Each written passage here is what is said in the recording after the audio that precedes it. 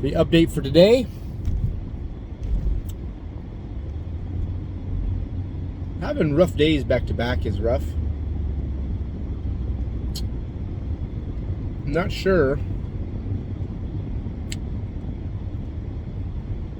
if so basically what happened today, I had the plan going into this morning of call my people, call certain people, get what they needed. I made a big outline. We had our team meeting today in work, and it kind of threw it all off. Like we had briefings and stuff that were very beneficial, but I find myself wondering how my time is best spent. So in my job, they have us, our briefings are about the off plan, whereas my own thinking, I have to get secondary units in order to succeed, right? Because I wonder if we're getting enough leads on the off-plan stuff. Sorry, today might be a little bit less informational and more of a just talking about what happened. But today we got briefed on three projects, two real projects. One that's probably we went to the Opus building. And the Opus building had it's by Omniat. Big hole in the middle of it, right in downtown Dubai. Really a nice building. And we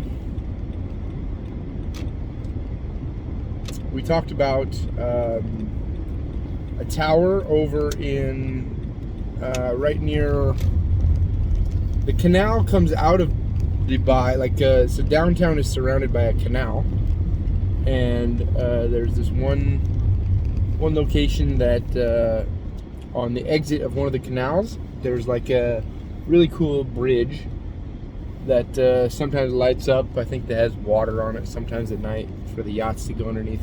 Well, there's a real tall building right on the edge. December of next year is when it gets completed, and it 1, 2, and 3 beds, but the 2 beds and all but like 8 of the 1 beds are sold out. The 1 beds all face the Burj Khalifa. The 3 beds all face the canal. Really nice infinity pool right on the face of the canal. So like you'll be sitting out on the canal, watching the yachts go by. Really cool thing. Quite expensive, like $2 million. I think it was $5 million for a 3 bed. And $2 million for a 1 bed, which is quite expensive, but really nice product. Really going to be top tier finishing. Then we had another project. It's called the J1, and there's also J1 and a car company. This guy left Ferrari, decided to make his own company, and is branded by him. I can't remember the name. I should probably brush up on the name.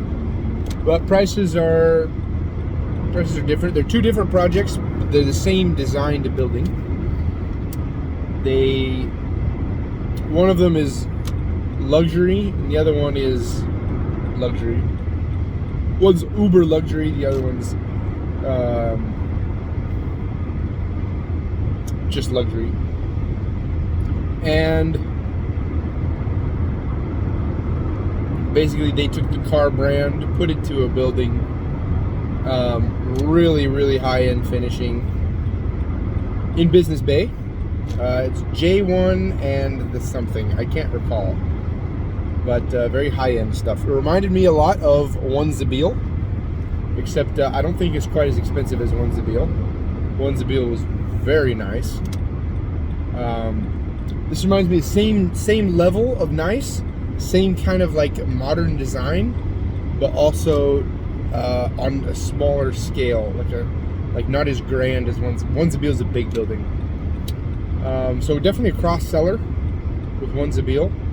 I think there might be potential with cross-selling it with like the address. Interesting concept. I just thought maybe I'll pitch it to one of my customers. But yeah, and then the third one, which was the Springs, is a townhouse community, which is going to sell out by. It's going to sell out, but it'll sell out only through expressions of interest.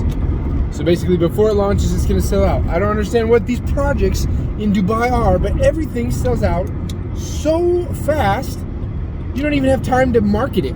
That's actually how insane it is. But to capitalize on that, you have to have investors. And that's where I'm lacking. I don't know how to grab the investors. You can't market because it's too late. And yeah, I'm a bit behind in the curve. I haven't been here long enough to establish a rapport with all kinds of,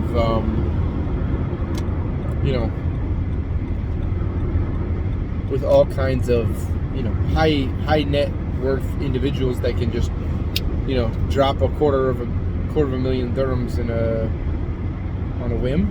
But the opportunity is still there, right? It only takes 1, 2, 3 times to get going. And today I experienced a setback mentally, but I got to tell myself, get this bad attitude out of your brain. Don't mope. Have a good attitude. Big thing is my buddy Milad, who might be one of my clients, says, "Hey, I'm gonna meet you Wednesday. Let's go buy something." And I kind of dismissed him, and I think this is from past experience of clients just not really being interested. Well, he's interested, that I know of. He might just be, ringing me out, but at the same time, he could be genuine, and I honestly don't know how to tell the difference because I've been fuddled with so many different clients. The common theme is somebody knows someone who has a huge plot for sale. They can send you all the details, but then once you try and connect with the owner, they ghost you. And that happened to me today too. 40 million plot with a nice big building on it. Said, "Hey, we can get it direct." I said yes. Nothing. No response. So there's an aspect of people protecting their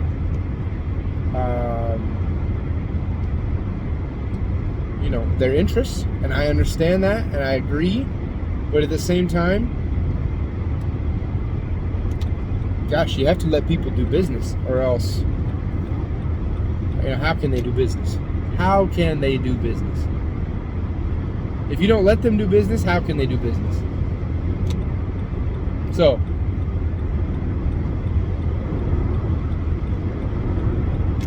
I understand it, but it's a bit old, and I can see why there's a lot of people that get fed up with this drama, because it is drama. If you have somebody wanting to buy something, just say, "I have somebody wanting to buy something. I have somebody wanting to sell something. I know somebody wanting to sell something."